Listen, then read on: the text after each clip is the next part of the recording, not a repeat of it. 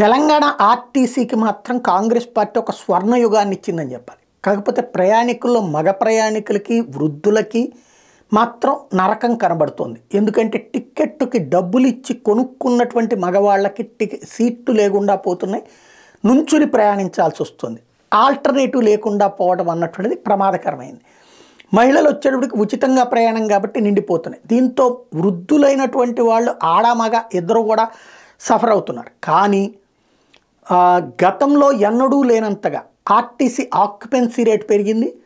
అదే సందర్భంలో స్వర్ణయుగం అని ఎందుకన్నానంటే, సాధారణంగా రాయితీలు ఆర్టీసీ రాయితీలని అనౌన్స్ చేస్తారు కానీ, అంటే ఆర్టీసీలో అది ఫ్రీ ఇది ఫ్రీ అని ఆ డబ్బులు ప్రభుత్వాలు రీఎంబర్స్ చేయవు. అప్పుడు అవి నష్టాల పాలైపోతే మునిగిపోతుంటాయి.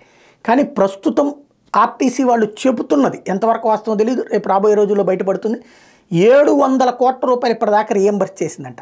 700 కోట్ల రూపాయలు.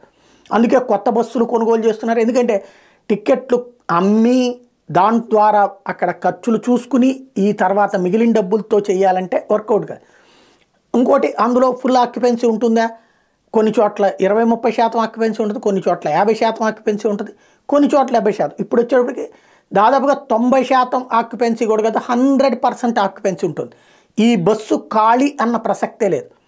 అట్లాంటి దశలో మహిళలు కూడా గతంలో అవసరం ఉన్నా కూడా డబ్బులు లేక ప్రయాణాలు వాయిదా వేసుకునే వాళ్ళందరూ ఇప్పుడు ప్రయాణాలు దర్జాగా చేస్తూ ఉన్నారు.